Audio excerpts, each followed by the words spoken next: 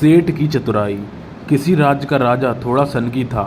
राजकाज वह बेहतर ढंग से चलाता था, किंतु कभी कभी अपनी विचित्र इच्छाओं और आदेशों से अपने आसपास के लोगों के सामने बड़ी मुसीबत खड़ी कर देता था। मंत्री, सेनापति, परिजन आदि के साथ कई बार प्रजा भी राजा की सनक का शिकार होती थी। राजा की कही गई बात पूरी न होने पर वह दंड देने से कभी नहीं चूकता था।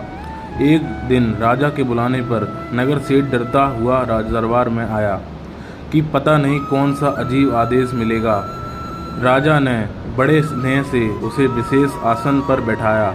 कुछ देर व्यापार व्यवसाय संबंधी बातचीत की, फिर एक सेवक को कहा, आज जो 100 बोरियां भंडार गृह में रखी हैं उनमें से एक बोरी लेकर आओ।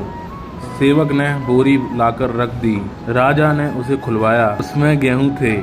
राजा ने नगर सेठ से पूछा, यह क्या चीज है? नगर सेठ को अचरज हुआ, स्पष्ट रूप से गेहूं ही दिखाई दे रहे हैं। फिर राजा उससे यह व्यर्थ प्रश्न क्यों पूछ रहा है? वह गेहूं कहने ही वाला था कि उसे राजा का सनकी स्वभाव याद आया। उसने सोचा कि ऐसा ना हो गेहूं कहने से राजा नाराज हो जाए और कहे कि क्या मैं इतना मूर्ख हूँ कि गेहूं भी न पहचान सकूं। इसलिए नगर सेठ ने राजा से जवाब देने के लिए 3 दिन का समय मांगा, जो राजा ने उसे दे दिया।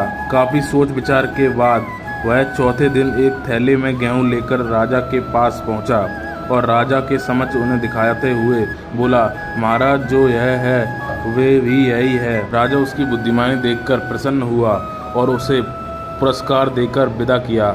हमारे जीवन में भी अनेक अवसरों पर ज्ञान का सीधे उपयोग न करते हुए चतुराई से काम लेना श्रेयस्कर होता है। वस्तुतः व्यवहारिक जीवन में सफलता के लिए यह जरूरी है। धन्यवाद।